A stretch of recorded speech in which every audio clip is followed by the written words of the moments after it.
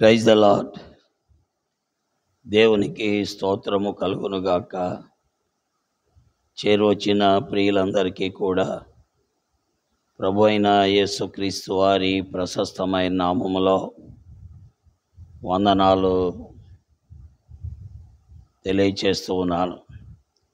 దైవ గ్రంథం బైబిల్ నుండి ఈ ఉదయకాలములో సామెతలు 4వ అధ్యాయము 19వ వచనాన్ని చదువుతున్నా. భక్తిహీనుల మార్గము గాఢాంధకారమయము, తాము దేని మీద పడినది వారికి తెలియదు.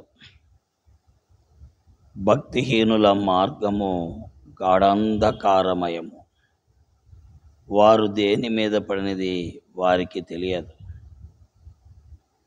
ప్రియులారా, లోకములో భక్తి గలవాడిగా జీవించటం కష్టం, భక్తిహీనుడిగా జీవించటం సులభం. అందుకే దైవజనుడైన అపోస్తలుడైన పౌలు క్రీస్తు యేసునందు సద్భక్తితో బ్రతుకని ఉద్దేశించువాడు కష్టాలు పాలవుతాడని రాయబడింది. క్రీస్తు యేసునందు సద్భక్తితో బ్రతుకును ఉద్దేశించువాడు కష్టాలు పాలవుతాడు. అలాగైతే భక్తిహీనుల మార్గము గాఢాంధకారమయము, తాము దేని మీద పడినది వారికి తెలియదు. లోకములో భక్తిహీనుడిగా బ్రతకటము చాలా సులభం.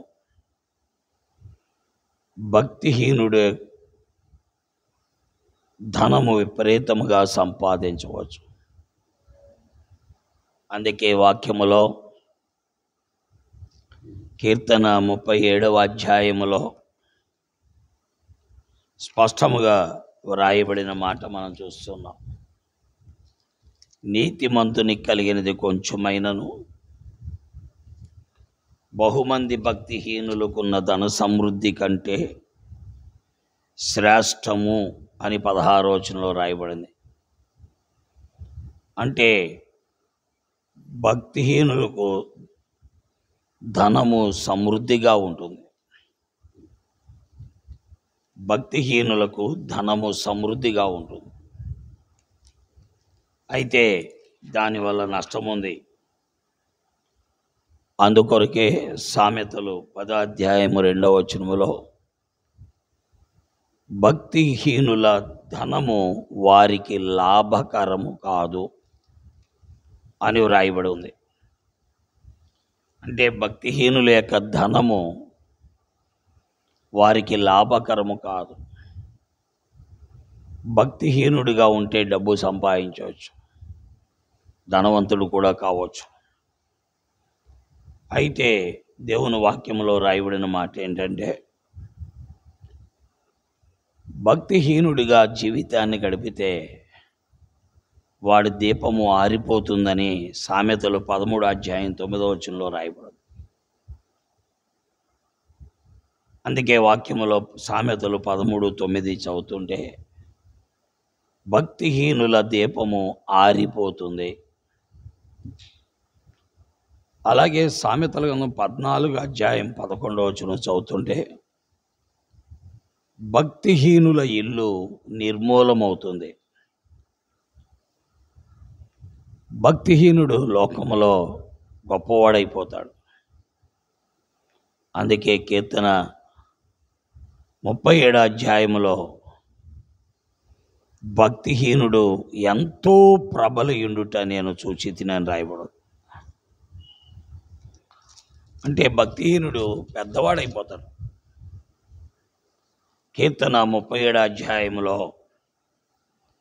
మనము 35వ వచనం చదువుతుంటే భక్తిహీనుడు ఎంతో ప్రబలయుండుట నేను చూచితినాను. నిజమే, భక్తిహీనుడు చాలా పెద్దవాడైపోతాడు. భక్తిహీనతతో డబ్బు సంపాదిస్తాడు, అది అతనికి మేలుగా ఉండదు. అతని దీపం ఆరిపోతుందని అతని ఇల్లు నిర్మూలమవుతుందని మనం చూస్తున్నాం.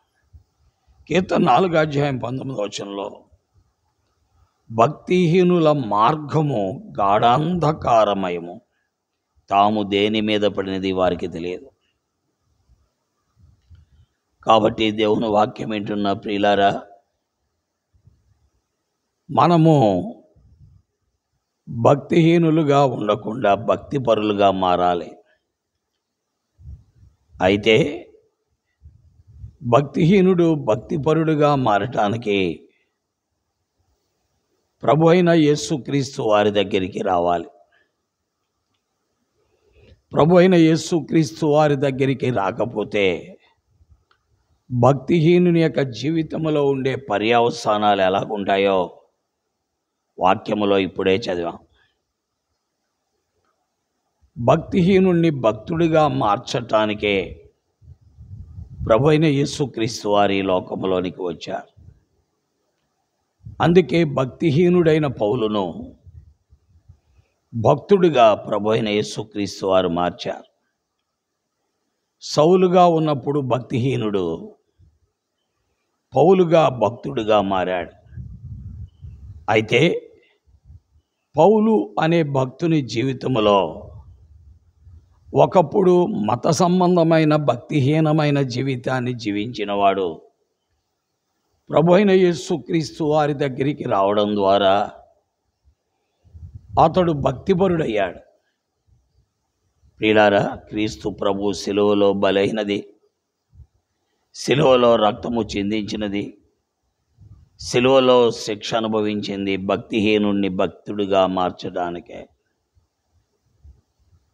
కాబట్టి ప్రియులారా, ప్రభు అయిన యేసుక్రీస్తు వారి దగ్గరికి రావడం ద్వారా సౌలు అనబడే భక్తిహీనుడు పౌలు అనబడే భక్తుడిగా మార్చబడ్డాడు. అయితే పౌలు అనే భక్తుడు కూడా సద్భక్తితో బ్రతుకు నిర్దేశించటం వల్ల కష్టాలు వచ్చాయి.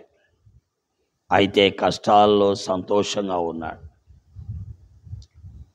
భక్తిహీనుడైతే వాక్యములో చూస్తున్నాం, అతని మార్గము గాఢాంధకారమయమని, అతడు దేని మీద పడది వానికి తెలియదని, వాని దీపము ఆరిపోతుందని, వాని ఇల్లు నిర్మూలమవుతుందని మనం చూస్తున్నాం. కాబట్టి దేవుని వాక్యం వింటున్న ప్రియులారా, మీరు భక్తి పరులు కావాలి అంటే ప్రభు అయిన యేసుక్రీస్తు వారి దగ్గరికి రావాలి. ప్రభు అయిన యేసుక్రీస్తు వారి దగ్గరికి వచ్చి ఆయనకు అప్పగించుకున్న ద్వారా భక్తిహీనుడు భక్తిపరుడుగా మారుతాడు. ఆలోచించండి, నిర్ణయాలు మీవే. ప్రభు సహాయం చేస్తారు. ప్రభు తన వాక్యమును దీవించునుగాక. ఆమేన్. ప్రార్థన. ప్రేమ కలిగిన తండ్రి, పరిశుద్ధుడు అయిన నమ్మకమైన మా దేవా, నీ ఘనమైన ఉన్నతమైన నామం కొరకై వందనాలు. నీ కుమారుడు మా ప్రభును రక్షకుడైన యేసుక్రీస్తు వారి అత్యున్నతమైన నామం పేరిట ఈ యొక్క ఉదయకాలములో సామెతలు 4:19 ద్వారా మీరు మా మధ్యకు తెచ్చిన లేఖనాల కొరకు వందనాలు. వినిన వారి హృదయాల్లో కార్యమును చేసి మహిమ పొందండి. వాక్యమును ముద్రించమని యేసు దివ్య నామములో ప్రార్థిస్తున్నాను తండ్రి. ఆమేన్. ప్రైజ్లాడండి. దేవుడికి వందనాలు. చేరువచ్చిన ప్రియులందరికీ కూడా వందనాలు.